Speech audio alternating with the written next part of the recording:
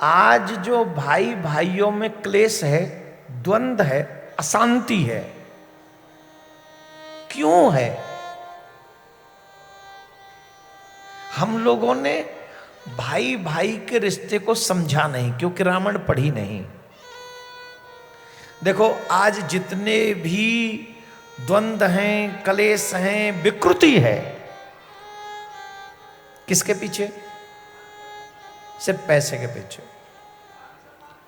कामी और लोभी, ये किसी काम के नहीं।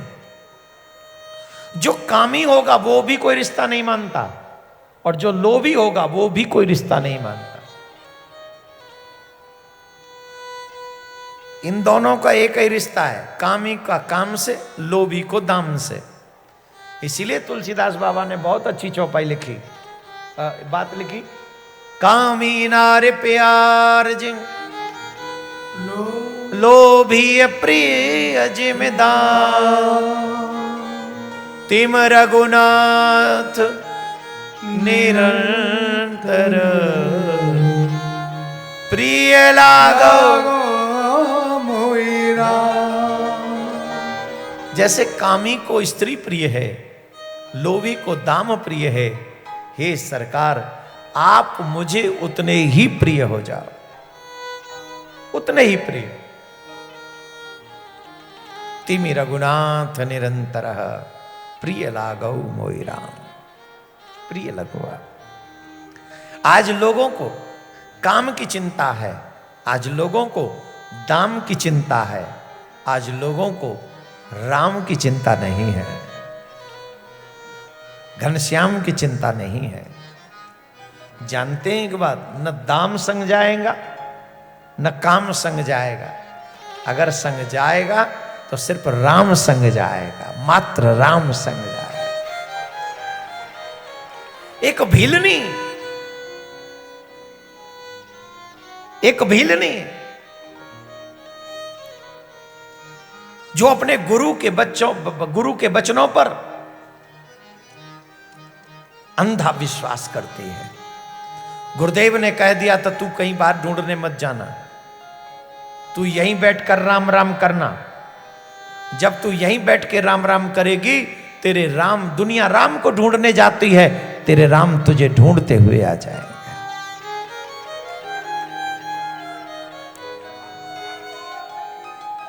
तेरे राम तुझे ढूंढते, कितनी बड़ी बात। तुझे राम को ढूंढने नहीं जाना है, राम तुझे ढूंढते हुए आए।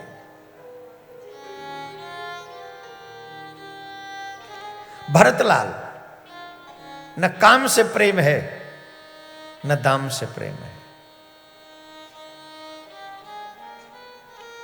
जितने भी लोग बैठे एक बात समझ लो, विश्व में धन मिल जाए, बहुत मिल जाए, महीपत की ठकुराई, कोष मिले, व्यापार मिले, परिवार मिले, मिल जाए सहाय, राज मिले और पाठ मिले, सेवक मिल जाए तुम्हें सुखदाई, ये सब वस्तु बड़ी ही सरल पर दुर्लभ एक सहोदर भाई। सगा भाई होना मुश्किल है, और उस सगे भाई से तुम चवन्नी के लिए लड़ पड़े। भाई होकर तुमने किसी के खेत में हल चला दिया, भाई होकर अपने भाई की जमीन हत्या ली, भाई होकर। अरे भाई हो कि कसाई हो, भाई से प्रेम कैसा करना चाहिए, भाई के प्रति व्यवहार कैसा होना चाहिए, ये रामायण से पता चलता है। रामायण पढ़िए।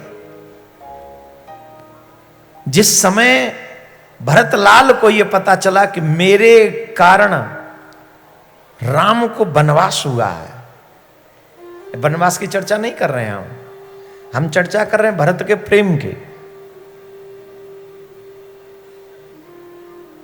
तुम 2 गज पे अपने भाई के लिए लड़ते हो, लेकिन भरतलाल को पिता के वचन अनुसार सत्य करने के लिए भरतलाल को अयोध्या का साम्राज्य मिला, छोटा मोटा नहीं, अयोध्या का पूरा साम्राज्य, और कोई विरोध नहीं। कोई ऐसा भी नहीं कि एक आध कोई विरोध कर रहा हो इसके चक्कर में कि भाई मुश्किल ना हो जाए, कोई विरोधी नहीं। राम जी ने कहा भरत प्राण प्रिय पावई राजू, मेरे प्राण प्रिय भैया को राज्य मिलेगा, इससे अच्छी बात नहीं हो सकती। चलो हम तो जा रहे हैं, वन को जा रहे हैं, राम वन को जा रहे हैं। जिस समय राम वन को गए थे, इसी अयोध्या की दुर्दशा हो गई थी। मैं मानवों की बात नहीं कर रहा हूं, पशु रोने लग गए थे, घोड़े रो रहे थे, घोड़े। रथ हाँके हिन नाए, सुमंत रथ हाँकते हैं, वो हिन नाते हैं, रोते हैं, बोले अयोध्या नहीं जाना। क्यों? जन राम को हम लेके आए थे, वो राम अब रथ में नहीं है, हम क्या जाके मुंह दिखाएंगे। बार बार मुख फेरते थे राम जी की तरफ। ऐसी तो सब पशुओं की थी। राम भरत का कोई विरोध नहीं कर रहा है वहां। गुरुजी ने कह दिया तुम राज्य करो, मां कौशल्या ने कहा तुम राज्य करो, राम जी ने कहा भरत प्राण प्रिय पावई राजू, राज्य करना चाहिए भैया, भरत राज्य करेगा, हम जाते हैं। किसी ने विरोध नहीं किया राम जी का और भरत जी का, एक ने भी। और उसके बाद भी भरत जी क्या कहते हैं, हंस वंश दशरथ जनक, हंस वंश दशरथ जनक, राम लखन से भाए, जननी तू जननी भई, विदिशन कछु न बसाए। तू मेरी मां है, तू।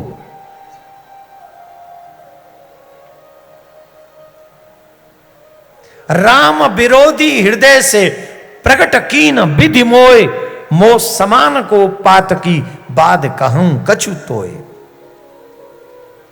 ऐसे भरतलाल कहते हैं मेरे समान ब्रह्म इस संसार में कोई पापी नहीं है, मैं सबसे बड़ा पापी हूं जिसके कारण राम को वनवास हुआ, मैं कारण हूं उसका।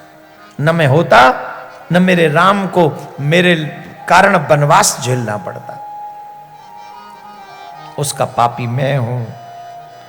एक बहुत अच्छी बात मुझे याद आ रही है, भरत जी ने शत्रुघ्न से कहा था, शत्रुघ्न रघुकुल पर वज्र गिरा, छोड़े हैं प्राण पिताजी ने। रघुकुल पर वज्र गिरा, छोड़े हैं प्राण पिताजी ने, क्या यही देखने को धारा नर्तन मुझ अभागी ने। शत्रुघ्न सरयू के किनारे तुम मुझको भी पहुंचा देना, हो पिता का दाह कर्म तो मेरी भी चिता जला देना, मेरी भी चिता जला देना। जिसके कारण राम को वनवास हुआ हो वो जीने का अधिकारी नहीं है, वो जी नहीं सकता, जीना नहीं चाहिए। मैं राम विरोधी हूं, मैं राम विरोधी हूं। अरे रामायण पढ़ो भाई, छोटी छोटी बातों पे भाई लड़ते हैं, छोटी छोटी बातों पे परिवार टूट जाते हैं। क्यों? क्योंकि रामायण का बोध नहीं है, रामायण का ज्ञान नहीं है। वही राम है, वही रावण है, वही दशरथ, वही कौशल्या, वही लक्ष्मण, कहानी वही है, फिर भी राम कथा पुरानी नहीं लगती। आज भी लगता है कि जितना कहा जा रहा है वो कम है, जो छूट जा रहा है वो ज्यादा है।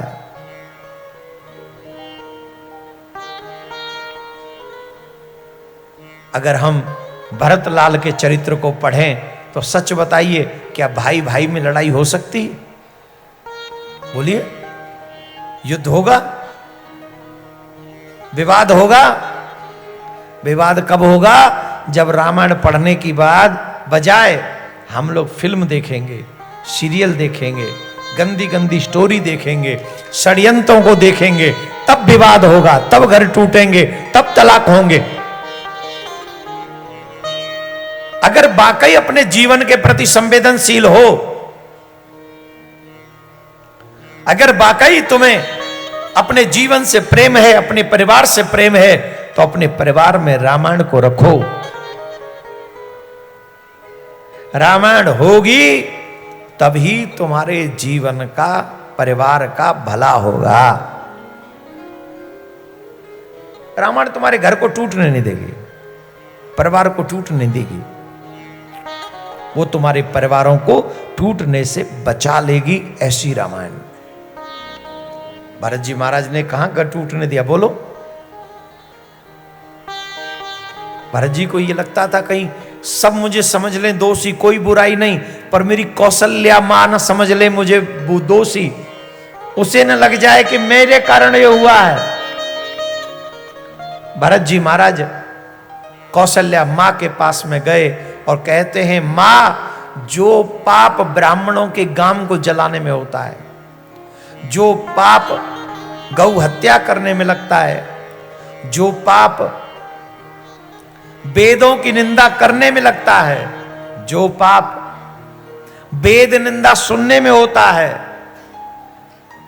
ते पातक मोहि लगहि विधाता, जो यह होय मोर मत माता। ये सब पाप मुझे लग जाएं, अगर इसमें मुझे थोड़ा भी भनक भी हो तो, हे मां, ये सारे पाप मुझे लग जाएं, अगर मेरा मत इसमें हो तो।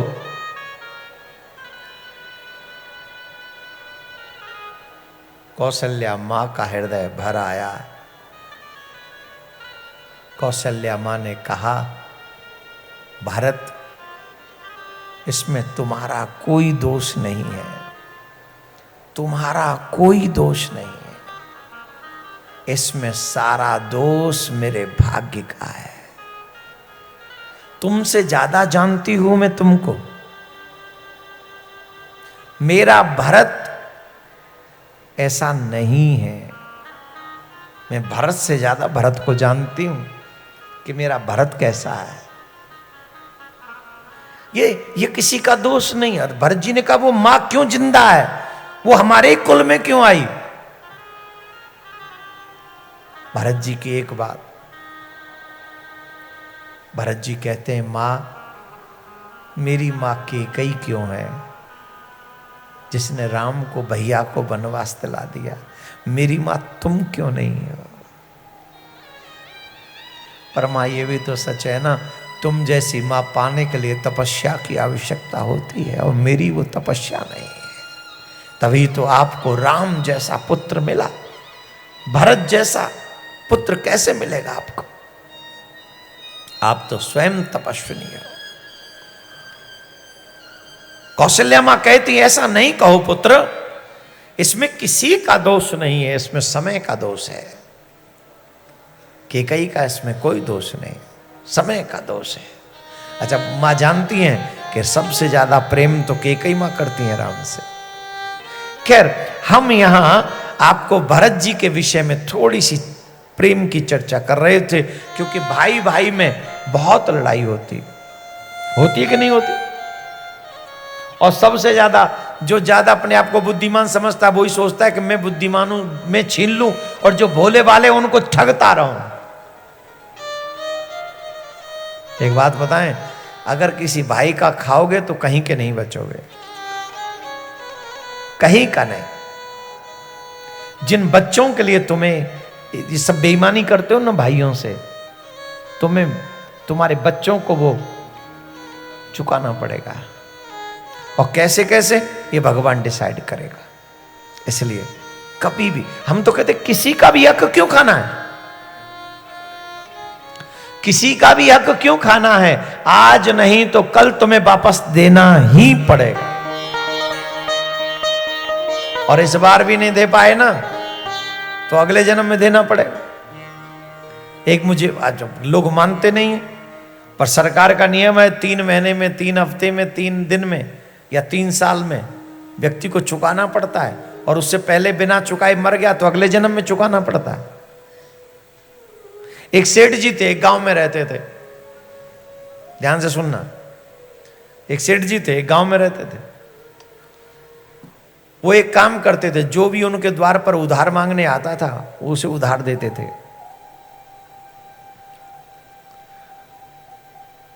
मुनीम से कह रखा था कोई भी लौटना नहीं चाहिए, जो आए सो दे दो से, जो मांगे उधार वो दे दो। ठीक है, एक ही बात लिखी जाती थी, इस जन्म में लौट आओगे कि अगले जन्म में? क्या पूछी जाती थी? इस जन्म में लौट आओगे कि अगले जन्म में? सिर्फ यही पूछा जाता था और कुछ नहीं।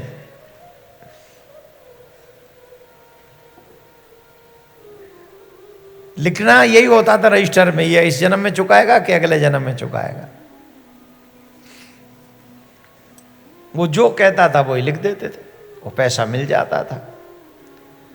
एक चोर को पता चली सेठ जी के बारे में, बोले इससे बड़ा मूर्ख कोई नहीं, ये अगले जन्म का भी उधार देता है, वही तो बहुत अच्छा है, पर चोरी करने की जरूरत क्या है, इसी के घर चलते हैं।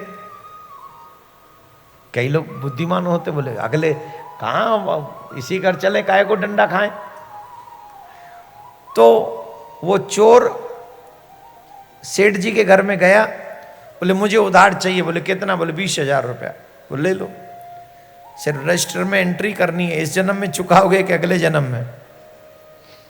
बोले अगले जन्म में चुकाएंगे। बोले बहुत अच्छा, आशीर्वाद, लेके जाओ, नाम भर दो। भर दिया। अब जब लौट के आ रहा था, देख रहा था, जब पैसे लेके आ रहा था तो उसने देखा भैंसों का तबेला बड़ा अच्छा है। तो चोर नियत कहाँ मानती है, 20,000 तो ले लिए। भैंसों को देख के लगा कि यहीं रुक जाता हूँ, रात में छिप जाता हूँ, रात में खोल के ले चलूंगा, 2-4 भैंस तो ले ही चलूँ। पहले भैंसों की चोरी होती थी, हमारे भी गांव में, घर में ही हो गई थी। गांव में क्या, वो तो माता जी ने बचा ली उस समय, हमारे घर में हुई, झोंपड़ी में रहते थे, बंद रही थी, खोल के ले गए। आए रात में, माँ रामलीला आ रही, माँ रावण अल्लाह मचा रहा, यहाँ थे लंका लुट गई। झोंपड़ी सी झोंपड़ी में 2 भैंस बंद रही, उन्हें खोल ले गए। खैर वो मिल गई। बाद में क्या, उसी रात में पकड़ ली गांव वालों ने, भाग गए। लाया के खेत में पानी दे, वहां फंस गई भैंस। पूरी कहानी याद है हमको। तो पहले भैंसों की भी चोरी करते थे लोग, भैंस पोए जो हो जाते थे, नहीं तो बोले भैंस ही खोल जे चलेंगे यहां से, अच्छी भैंस बन रही हैं। तो शाम अंधेरे होने का प्रतीक्षा करने लगा, तबेला में छिप गया जाके। अच्छा, कई लोग बड़े माइंडेड होते हैं, इंटेलिजेंट, अलग अलग जीवों की भाषा समझते थे। तो वहां 2 भैंसें बातें कर रही थी आपस में। तू कब से है? बोले 15 साल से। तू, मैं तो अभी आई हूं, नई आई। बोले हाँ। तू कब से? कितने लिए थे तूने इस सेठ के? अरे उस समय सस्ते के जमाने में 2,000 रुपए लिए थे, और मर के भैंस बन के दूध दे दे के चुका रही। कसम क्या? बोले मैं ही ना चुका रही, अब तो मेरी ललिया हुआ है, ये बड़ी बहू चुकाने, जीव चुका रही। और पता ना है भगवान कब तक चुकवावेगो, और कितनी वीरवन्नों पर है गो। दूसरी तो बोले नहीं, तो तू तेने कितने लए? अरे बोले बहन में क्या बताऊं, मैं अगले जन्म की कह के ले गई आते 5,000 रुपया, और अब आई हूं, देखो कितने दिना में सीरा सिलटेगो। चोर समझ रहा था, उनकी भाषा समझ गया। बोली अच्छा, इसलिए पूछा गया कि इस जन्म में दोगे कि अगले जन्म में? मतलब अगले जन्म में भी चुकाना पड़ेगा, लेके मर गए तो भैंस बनना पड़ेगा, या कुछ पोहा बनना पड़े, पोहा या क्या बनना, पता नहीं क्या बन के चुकाना पड़े। जरूरी नहीं भैंस बन के चुकाना पड़े। अगर आजकल तो बैल भी नहीं चुकाते, बैल को हर में तो नहीं जोतते, अब तो ट्रैक्टर। किसी न किसी रूप में तुमको वो शरीर बन लेना पड़ेगा, जिससे तुम अगले जन्म में जिससे लिया है उसका चुकाओ।